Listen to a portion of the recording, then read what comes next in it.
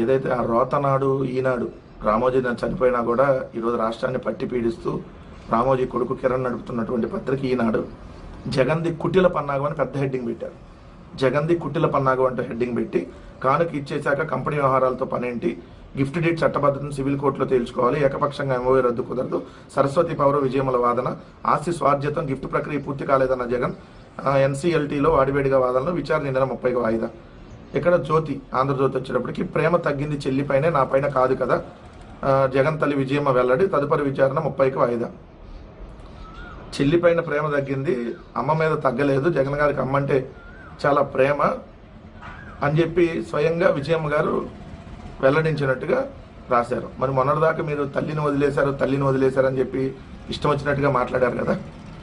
అసలు నిన్న జరిగినటువంటి కేసుకు సంబంధించి పూర్వాపరాల్లోకి వెళ్తే చెల్లెలపై ప్రేమ అభిమానంతో చేసుకున్న తొలి ఒప్పందం రద్దయినప్పుడు ఆ ఒప్పందం ప్రకారమే చేసుకున్న గిఫ్ట్ డీడ్ చెల్లుబాటు కాదని వైఎస్ జగన్మోహన్ రెడ్డి తరపున న్యాయవాది నిరంజన్ రెడ్డి వాదనలు వినిపించారు. ఇది ఎన్సీఎల్టీలో చెల్లెలు షర్మిలపై ప్రేమ అభిమానాలతో వైఎస్ జగన్మోహన్ రెడ్డి ఆమెకు తన సొంత ఆస్తుల్లో వాటా ఇవ్వాలనుకున్నారు. ఆయన ఇవ్వాలనుకున్న ఆస్తి కుటుంబ వారసత్వంగా వచ్చింది కాదు. నోట్ దిస్ పాయింట్, కుటుంబ వారసత్వంగా వచ్చింది కాదు, ఆయన సొంత ఆస్తి. ఈ మేరకు 2019లో తల్లి చెల్లెల సమక్షంలో ఎంఓయూ చేసుకున్నాక పలు ఆస్తులు కోర్టు వివాదాల్లో ఉన్నాయి కనుక కేసులన్నీ తేలాక ఎంఓయూ ప్రకారం ఆమెకు ఆస్తులు బదలాయించాలని భావించారు. కానీ 2024లో షర్మిల రాజకీయాల్లోకి వచ్చారు.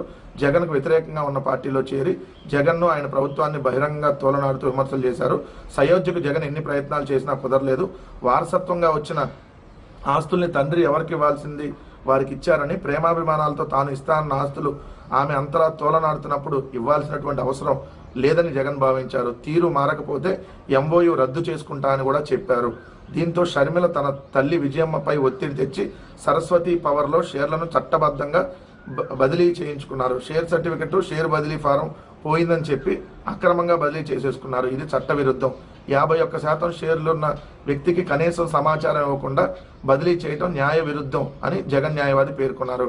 గిఫ్ట్ డీడ్కి సంబంధించి విజయమ్మ ఓ ట్రస్టీ మాత్రమేనని, ఆమెకు షేర్లు బదిలీ చేసే అధికారం లేదని జగన్ తరపు న్యాయవాది పేర్కొన్నారు. బాండ్ కాపీని కోర్టుకి ఇవ్వాలని కోరగా ఇప్పుడు లేదని తెప్పించిస్తామని చెప్పారు. బోర్డు భేటీకి తాను హాజరు కాకుండా హాజరైనట్టు పత్రాలు సృష్టించారని డైరెక్టర్ యశ్వంత్ తరపు న్యాయవాది వెల్లడించారు. విజయమ్మ జగన్ కలిసే ఉంటున్నారని, తల్లి అంటే ఆయనకు ప్రేమ అభిమానం ఉన్నాయని విజయమ్మ తరపు సీనియర్ న్యాయవాది వివేక్ రెడ్డి చెప్పారు. ఒకే ఇంట్లో ఉంటున్నారు కనుక షేర్ సర్టిఫికెట్ జగన్ వద్ద ఉన్నా విజయమ్మ వద్ద ఉన్నా ఒకటేనన్నారు. సో రాజీవ్ భరద్వాజ్ జ్యుడిషియల్, సంజయ్ పూరి టెక్నికల్తో కూడిన బెంచ్ ఈ వాదన విన్న అనంతరం తదుపరి విచారణ మే 31కి వాయిదా వేసింది. అప్పట్లోగా లిఖితపూర్వక వాదనలు ఉంటే సమర్పించాలని న్యాయవాదులు స్పష్టం చేసింది. కానీ వీళ్ళు రాసే వార్తలు ఎలా ఉంటాయి చూసారు. అసలు విషయం ఇది. దాన్ని కుటిల పన్నాగం అని, అదని ఇదని, ఇంకా జగన్మోహన్ రెడ్డి గారి మీద బురద జల్లాలి, ప్రజల్లో జగన్మోహన్ రెడ్డి గారి మీద ఏదో వ్యతిరేకత తీసుకురావాలనేది ఏ వార్తనైనా వాళ్ళకి అనుకూలంగా రాసేసుకొని జగన్మోహన్ రెడ్డి గారి మీద వ్యతిరేకంగా తీసుకురావాలనే ప్రయత్నం చేస్తారు. అసలు నిన్న జరిగినటువంటిది ఇది. రాష్ట్ర ప్రజలు కూడా దయచేసి గమనించమని కోరుతా ఉన్నాం. రాష్ట్ర ప్రభుత్వ సలహాదారుగా అశోక్ కుమార్ జైన్ నిన్న జీవో ఇచ్చింది ప్రభుత్వం. ఇతను 20వ సలహాదారు. ఈ కూటమి ప్రభుత్వం అధికారంలోకి వచ్చినాక ఈ 10 నెలల్లో 20 మంది సలహాదారులు ఇప్పటి వరకు తీసుకుంది. 20 మంది సలహాదారులను తీసుకోవడంతో పాటు ఆల్రెడీ ఒక 80 మంది కన్సల్టెంట్ని ఏదైతే ఈడీబీ అండ్ సిఆర్డీఏలో అండ్ ప్లానింగ్ డిపార్ట్మెంట్లో నెలకు 5 లక్షల రూపాయల చొప్పున శాలరీ ఇస్తూ ఇప్పుడు నియమించారు. నెలకు 5 లక్షల శాలరీతో ఇది కన్సల్టెంట్ని నియమించారు. దాంట్లో మీకు క్లియర్గా అంతకుముందు చూస్తే అడ్వైజర్లకు సంబంధించి దీంట్లో ఉన్న చూడు, అసోసియేట్ వైస్ ప్రెసిడెంట్ 5 లక్షల శాలరీ, జనరల్ మేనేజర్ 2 నుంచి 2.5 లక్షల శాలరీ, మేనేజర్లకు 1.5 నుంచి 2 లక్షల శాలరీ. సో ఇట్లా మొత్తం ఇప్పటికే 80 మందికి పైగా కన్సల్టెంట్లు నియమించారు. జిల్లా స్థాయి డిపార్ట్మెంట్లు ఇంకా వేరే వేరే డిపార్ట్మెంట్లో అయితే 60,000, 70,000, లక్ష రూపాయల శాలరీతో అయితే 30,000 మంది కన్సల్టెంట్లు ఇప్పటి వరకు నియమించారు. ఈ 10 నెలల కాలంలో 30,000 మందిని. ఇప్పటికి అడ్వైజర్లు 20 మంది, ఇది సిఆర్డిఐ, ఈడీబీ, అలానే ప్లానింగ్ డిపార్ట్మెంట్ వీటిల్లో 80 మందిని, అంటే 100 దాటిపోయిన సంఖ్య. మళ్ళీ 30,000 మంది ఏదైతే 50,000, 60,000 శాలరీతో 30,000 మంది కన్సల్టెంట్లు ఆల్ డిపార్ట్మెంట్లో నియమించారు ఈ 10 నెలల కాలంలో. అంటే తెలుగుదేశం పార్టీకి పనిచేసిన వాళ్ళని ఏ విధంగా ప్రభుత్వంలో అకామిడేట్ చేస్తూ ప్రభుత్వ సొమ్మును దోచిపెడుతున్నారంటానికి ఇది ఒక నిదర్శనం. ఇక్కడ శాలరీ 2.5 లక్షలు అని రాశారు కదండి. 2.5 లక్షల శాలరీ అనేది జీవోలో క్లియర్గా మీరు చూడండి. He will draw A fixed remuneration of 2.5 lakh per month అని రాసి, మళ్ళీ దాని తర్వాత ఢిల్లీలో ఇంటి రెంట్ కోసం ₹1,00,000. He will be paid ₹1 lakh per month house rent Delhi, TA DA, మళ్ళీ government vehicle or suitable hired vehicle will be provided. దీని following post temporary in the పేషీ of advisor to government coterminous with his tenure. ఓఎస్డీని ఒకరిని నియమించుకోవడానికి, private సెక్రటరీని ఒకరిని, personal assistant ఒకరిని, డ్రైవర్ని ఇద్దరిని, ఆఫీస్ అబార్టెంట్ నలుగురిని, 4, 2, 6, 7, 8, 9 మంది ఎంప్లాయీలని ఈయన కింద పెట్టుకోవడానికి ఇచ్చారు. మొత్తంగా 7,25,000 ఒక ప్రభుత్వ సలహాదారుకి, ఆయన కింద ఉన్నటువంటి అసిస్టెంట్లకి, ఆయన డ్రైవర్లకి రాష్ట్ర ప్రభుత్వం చెల్లిస్తున్నటువంటి సొమ్ము 7.5 లక్షల రూపాయలు నెలకి. 7,25,000 రూపాయలు నెలకి ఒక్కొక్క సలహాదారుకి చెల్లిస్తూ ఉన్నారు. అంటే ఎన్ని వందల కోట్ల రూపాయలు దోపిడీ జరుగుతుందో చూడండి. జగన్మోహన్ రెడ్డి గారి హయాంలో 5 సంవత్సరాల్లో ఏదైతే 40 మందిని నియమిస్తే, అది కూడా శాలరీ 2 లక్షలు 2.5 లక్షల శాలరీతో నియమిస్తే చాలా గగ్గోలు పెట్టినటువంటి వీళ్ళు ఇప్పుడు 7,25,000 రూపాయల శాలరీతో నియమించి మళ్ళీ కన్సల్టెంట్లు పెడితే 100 మందిని, ఏదైతే 5 లక్షల శాలరీ అంట కన్సల్టెంట్కి, కన్సల్టెంట్కి 5 లక్షలు. ఇంకా ఐఏఎస్లు ఏం చేస్తున్నారు?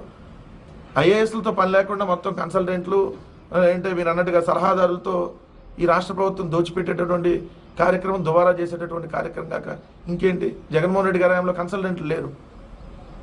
సో ఇప్పుడు కన్సల్టెంట్లు చూడండి ఎంత దారుణంగా. కన్సల్టెంట్లకి 5 లక్షల శాలరీ అంట. ఒక అడ్వైజర్కి 7,25,000. అడ్వైజర్ వాళ్ళ మెయింటెనెన్స్, వాళ్ళ డ్రైవర్లు అన్నీ కలిపి 7,25,000 నెల ప్రభుత్వం. ఢిల్లీలో కూర్చొని ఏమన్నా వీళ్ళు అప్పులు తీసుకున్నారు దానికోసం. దేనికోసం వీళ్ళు? చాలా దుర్మార్గమైనటువంటి ప్రక్రియ రాష్ట్రంలో నడుస్తూ ఉందంటానికి ఇది కూడా ఇంకొక ఎగ్జాంపుల్. ఇలాంటి వార్త లేకుండా వాళ్ళు పేపర్ నడపర్లేండి. ఇది కామన్, మనం రోజు డిస్కస్ చేస్తూనే ఉంటాం కదా. 3 వార్తలు కామన్గా ఉండాలి. జగన్మోహన్ రెడ్డి గారి మీద బురద జల్లే వార్త, ఏదైతే అమరావతి అదరహో, అమరావతి అభిరూపం, ఇది అమరావతి ప్రపంచం మొత్తం ఇక్కడికి వచ్చేసింది. 3 చంద్రబాబు నాయుడు గారు తోపు తురుము ఖాన్, ఈ కామన్గా ఉంటాయి కదా. దీంట్లో వెళ్ళండి. మద్యం ముడుపులు బెంగళూరుకి, స్థిరాస్తి రంగంలో 100 కోట్లు, ఏపీఎస్బి సీఎల్ నుంచి డిస్టరీలకు చెల్లింపు, వాటి నుంచి డొల్ల కంపెనీలకు బదలాయింపు, అక్కడి నుంచి వివిధ మార్గాల్లో రూటింగ్, జగన్ హయాంలో మద్యం సరఫరా కంపెనీలు డిస్టరీల నుంచి కొనుగోలుగొట్టిన 1000 కోట్ల ముడుపులు ఎప్పటికప్పుడు వివిధ మార్గాల్లో బెంగళూరు చేరేవని సిట్ దర్యాప్తుతో తేలిందంట. ఒక్క బెంగళూరులోనే స్థిరాస్తి రంగంలో 1000 కోట్లకు పైగా పెట్టినట్టు సిట్ భావిస్తుంది. ఎక్కడ నుంచి ఎంతెంత ముడుపులు వచ్చాయి, వాటిని ఏ మార్గాల ద్వారా రూటింగ్ చేసి స్థిరాస్తి సంస్థల ఖాతాల్లోకి మళ్లించారనే దానిపై బెంగళూరులో ప్రతి వారం కీలక సమావేశాలు జరిగేవని సిట్ గుర్తించింది. భారత సిమెంట్స్ పూర్తికాలపు డైరెక్టర్ జగన్ సతీమణి, భారత్ తరపున ఆర్థిక వ్యవహారాలను చూసే గోవిందప్ప బాలాజీతో పాటు వీరి కుటుంబానికి అత్యంత సన్నిహితుడైన మరో వ్యక్తి వ్యవహారంలో ప్రధాన పాత్ర పోషించేవని సిట్ గుర్తించేసింది. అమ్మో, సిట్ గుర్తించేసింది. తాడేపల్లికి కదా వచ్చినాయి అన్న మొన్నటిదాకా మీరు. తాడేపల్లి ప్యాలెస్ అనేవాళ్ళు కదా. అసలు కింద అదేంటి, కింద అదేంటి మొత్తం సొరంగం తవ్వారు. సొరంగం నుంచి వెళ్ళిపోయా. తాడేపల్లి ఇంటి నుంచి బెంగళూరుకి ఏమన్నా సొరంగం వేశారా? డబ్బులన్నీ బెంగళూరు వెళ్ళిపోయినాయి అంట. మొన్నదాకా తాడేపల్లి, ఇప్పుడు బెంగళూరు. మీ బొంద తర్వాత ప్రతిరోజు జగన్మోహన్ రెడ్డి గారి మీద పడి ఏదో కట్టు కథ రాయటం. సిట్టు చెప్పింది, బొట్టు చెప్పింది, గిట్టు చెప్పింది, మీ బొందాలు చెప్పారు. లేనిది ఒకటి ఉన్నట్టుగా కేసు ఒకటి మీరే కట్టేసి, స్కామ్ జరిగిపోయిందని మీ అంతకు మీరే మాట్లాడేసి, అక్కడికి ఎంత వెళ్ళినాయి, ఇక్కడికి ఎంత వెళ్ళినాయి. ఇప్పుడు ఏంది 1000 కోట్లు బెంగళూరు అన్నారు. ఏంది మొన్నటిదాకా దుబాయ్ వెళ్ళినాయి అని రాశారు కదా. మొత్తం ఎన్ని దుబాయ్ వెళ్ళిపోయినాయి అన్నారు కదా. ఇప్పుడు బెంగళూరు వచ్చిందా? తాడేపల్లిని ఒకరోజు మీరే రాస్తారు, ఓ రోజు బెంగళూరు అని రాస్తారు. ఇంకా హైదరాబాద్ లోటస్ పాండ్ రాయలేదా? రేపేళ్ళుండి రాస్తారు. మొన్నటిదాకేమో అసలు ఎన్ని విదేశాలకు మళ్లించారు అని చెప్పారు. ఇప్పుడేమో బెంగళూరు అంట. ఏదో ఒక మాట మీద నిలబడంటారు నాయన. మీ జీవితం మొత్తం ఎప్పుడు ఇటు జగన్మోహన్ రెడ్డి గారి మీద పడి ఆడటమే కదా. ఒక మాట మీద ఏడిస్తామండి. ఎట్టు తప్పుడు వార్తలు, మీ బతుకులంతా తప్పుడు, మీ వార్తలు తప్పుడే.